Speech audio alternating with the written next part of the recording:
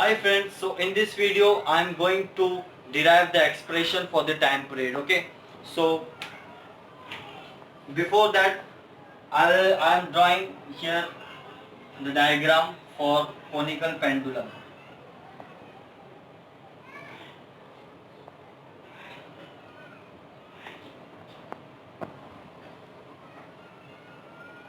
Here we have fixed support. Okay, तो ये था आपका कोनिकल पेंडुलम. अब यहाँ पर देखिए स्ट्रिंग क्या परफॉर्म कर रहा है, कोन स्ट्रिंग डिस्क्राइब कर रहा है कोन के ऐसा, और यहाँ पर जो भी बॉब रहेगा आपका वो क्या परफॉर्म करेगा, हॉरिजॉन्टल सर्कुलर मोशन, मतलब यहाँ से ऐसा जाएगा ऐसा जाएगा, समझ लो ना. इसका रेडियस कुछ रहेगा तो वो रेडियस लिख लो आर. अब ये बॉब जो है मेन पोजीशन में, अगर हम इसको कुछ मोशन देते हैं जैसे कि हमने बताया था आपको, पहले तो बॉब ऐसे रहता है, यहाँ पर बॉब है, इसको ये फिक्स सपोर्ट है मेरा हाथ, जैसे ही मैं इसको कुछ मोशन दूंगा तो ये परफॉर्म करेगा horizontal circular motion, and the string describe the cone and the Bob describe the horizontal circular motion. तो अब ये बॉब जो है यहाँ पर आएगा आपका, ये बॉब यहाँ पर आएगा. अब ये बॉब में जो है वेरियस फोर्सेस एक्ट होंगे, तो वो कौन कौन से फोर्सेस होंगे वो हम पढ़ने वाले हैं. ओके, अब देखिए बॉब है तो इसका कुछ मास होगा, जैसा कि ये इनका जो है वो है, तो इसका भी कुछ मास है. ओके, तो इसका मास है तो इसका वेट कहाँ पर जा रहा है, downward direction, due to gravity इसका वेट नीचे जा रहा है और टेंशन ऊपर जाएगा, क्योंकि वेट को बैलेंस करने के लिए हमेशा स्ट्रिंग में जो भी फोर्स रहता है, स्ट्रिंग हमेशा जो है टेंशन फोर्स एक्ट करता है स्ट्रिंग में. ओके, ये आपको याद रखना है. अब इसका मास है तो इसका ड्यू टू ग्रेविटी इसका जो है ऊपर जाएगा, इसका वेट नीचे जाएगा. ओके, और यहाँ पर इसका जो वो भी है, सॉरी कुछ बड़ा बना देता हूँ मैं ताकि आपको अच्छे से समझ जाए. ये बॉब है, यहाँ पर आए मेन पोजीशन से एंड पोजीशन में एक्सट्रीमली. अब यहाँ पर इसका वेट नीचे जाएगा और यहाँ पर ड्यू टू टेंशन क्या होगा, टेंशन मतलब ये स्ट्रिंग है ना, ये स्ट्रिंग में हमेशा टेंशन फोर्स एक्ट होता है. क्यों, क्योंकि अगर मैं इसको बीच में से काटूंगा तो ये डायरेक्ट नीचे गिर जाएगा. अगर मैं इसको ऐसे घुमा रहा हूँ, ऐसे घुमा रहा हूँ, अगर ये टूटेगा, इसके बीच में जो भी है ना, ये जो घूम रहा है ये नीचे का बॉब किसकी वजह से घूम रहा है, ये स्ट्रिंग में टेंशन है. जैसी टेंशन इसका हटेगा तो ये थ्रेड टूट के गिर जाएगा और ये भी कहीं और चले जाएगा tangentially.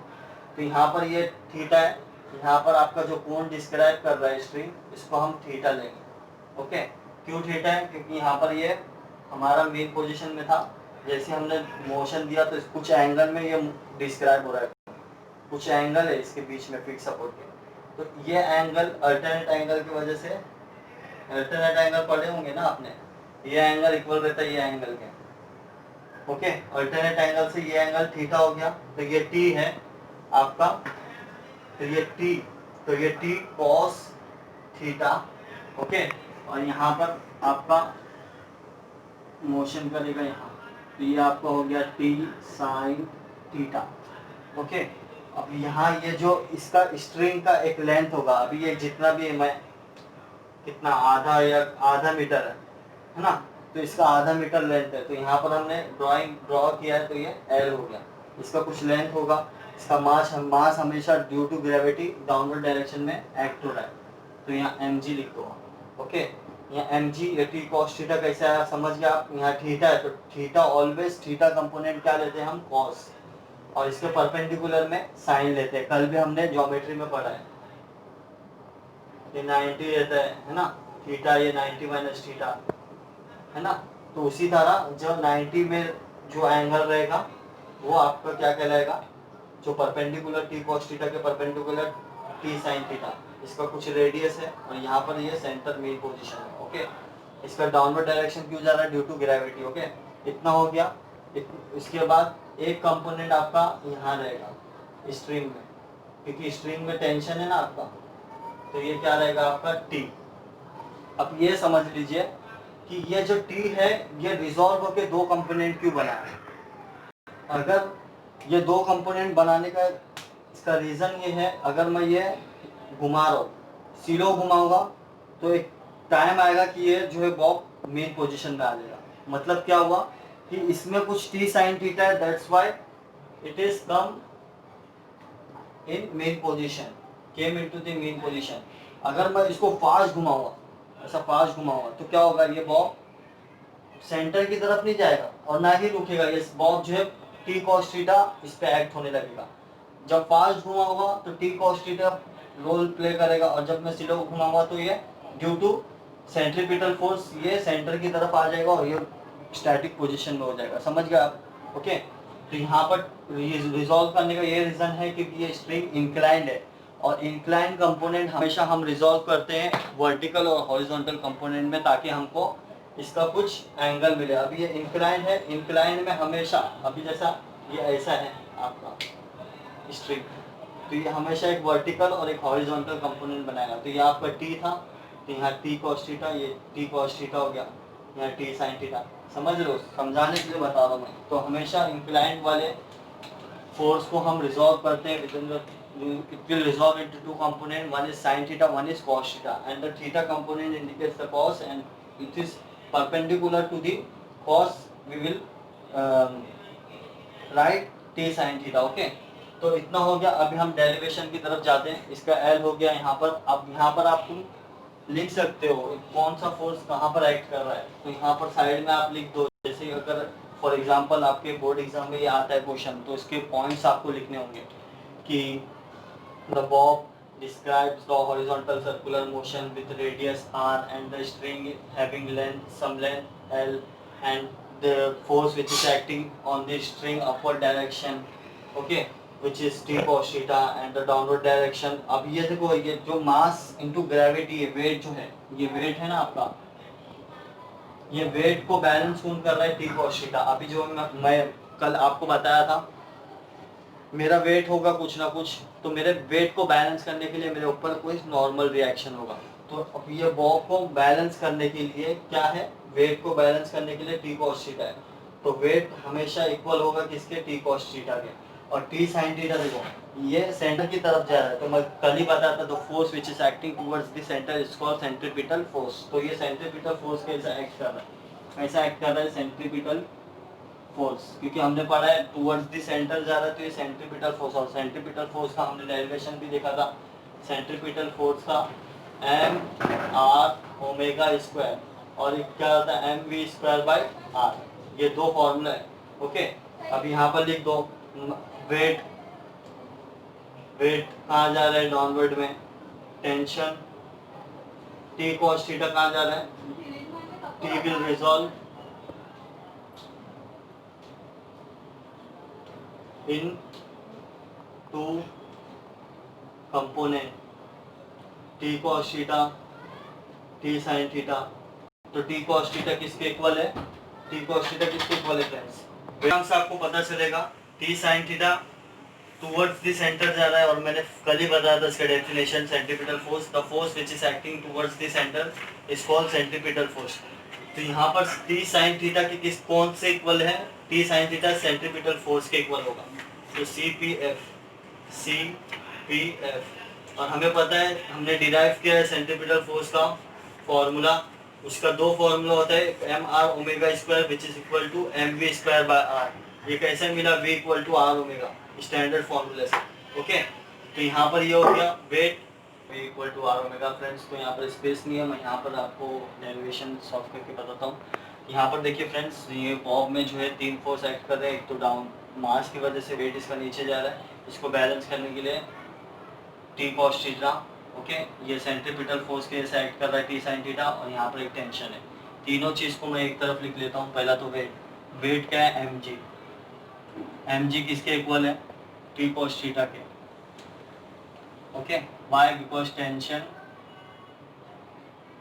Will resolve in two component. Okay, एक टी कॉस थीटा और एक टी साइन थीटा। तो टी कॉस थीटा हमने इसके इक्वल लिख दिया। ओके, अब यहाँ पर देखिए टी साइन थीटा किसके इक्वल है?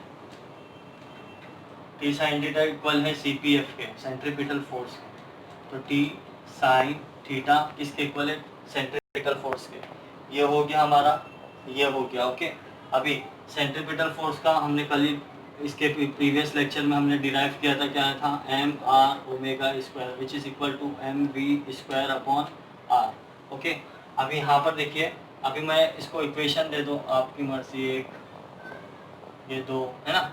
अब मैं क्या करूँगा, ये साइन अपॉन कॉस मुझे लेना है। ओके, सेंट्रीपिटल, तो क्या करूँगा, 2 डिवाइड 1 ना, यहाँ पर 1 डिवाइड बाई 2 डिवाइड बाई 1, ये इसको इससे डिवाइड करना है। तो मुझे क्या मिलेगा? T sine theta upon T cos theta. T sine theta क्या मिला हमको? सेंट्रीपिटल फोर्स विच इज ये। अभी ये क्यों ले रहा हूँ, ये क्यों ले रहा हूँ? क्योंकि यहाँ पर देखिए एंगुलर वेलोसिटी है, ये जो घूम रहा है ना आपका, ये लीनियर वेलोसिटी नहीं लेंगे हम, एंगुलर वेलोसिटी लेंगे। क्योंकि ये जो है एंगल, कुछ एंगल परफॉर्म कर, कुछ एंगल में हम जो है हॉरिजॉन्टल सर्कुलर मोशन परफॉर्म कर रहा है, इसलिए हम क्या लेंगे? mr omega square. तो टी साइन थीटा का centripetal force which is equal to ये, तो m r omega square upon T cos theta किसके इक्वल है? mg के। तो यहाँ पर mg। ओके, अभी m से m कैंसल, टेंशन से टेंशन कैंसल, क्या मिला? Sine theta upon cos theta, sine theta upon cos theta r omega square upon g। अभी यहाँ पर देखिए फ्रेंड्स, यहाँ पर l भी दिया है, स्ट्रिंग का लेंथ। ओके, वो क्या है? थीटा, आपने ज्योमेट्री में पढ़ा है।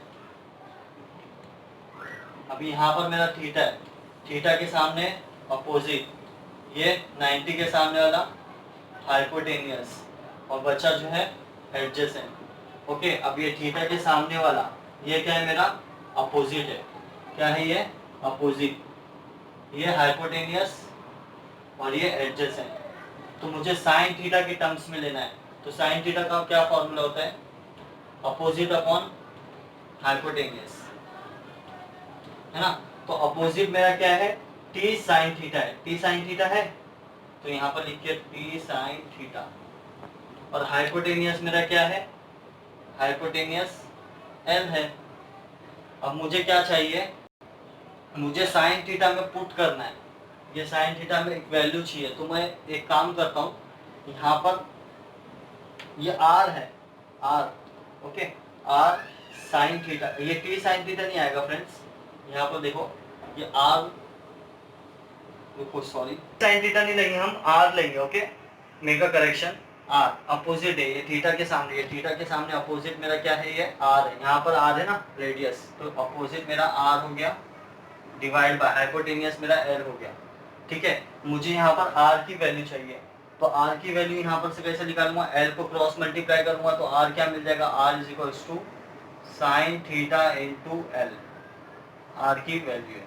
ओके, तो अभी यहाँ पर आर की वैल्यू पुट करते हैं हम, क्या मिला हमको? L sine theta. तो sine theta upon cos theta which is equal to, r की जगह पे क्या लिखना है? L sine theta omega square divide by ji.